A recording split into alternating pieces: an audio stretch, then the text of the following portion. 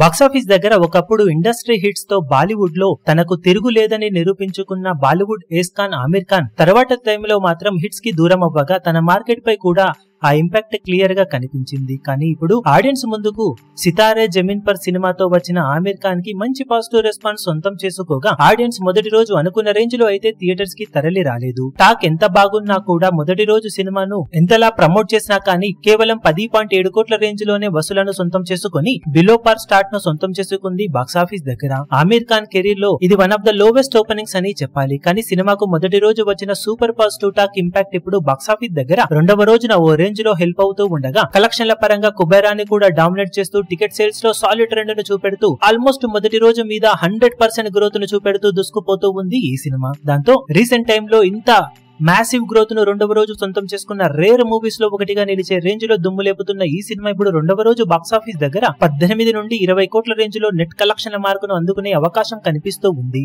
మొత్తం మీద మునుపటి ఫామ్ ను గుర్తు చేస్తూ ఆమిర్ ఖాన్ టిక్టాక్ వస్తే తన సినిమాలు ఏ రేంజ్ లో జోరు చూపెడతాయో చూపెడుతూ ఇప్పుడు తన రేంజ్ కు తగ్గ కలెక్షన్లను ఎంజాయ్ చేయబోతున్నాడు. వీకెండ్ లో సినిమా సాలిడ్ కలెక్షన్లతో దుమ్ము లేపబోతుండగా లాంగ్ రన్ ను కూడా సొంతం చేసుకునే ఛాన్సెస్ పుష్కలంగా ఉన్నాయని చెప్పాలి. ఇప్పుడు ఈ వీడియో మీకు నచ్చినట్లయితే లైక్ చేయండి, షేర్ చేయండి, ఛానల్ ను సబ్స్క్రైబ్ చేయడం మాత్రం మరవకండి. ఏ చిన్న అప్డేట్ ను మిస్ అవ్వకూడదు అనుకుంటే బెల్ ఐకాన్ ను ప్రెస్ చేయండి.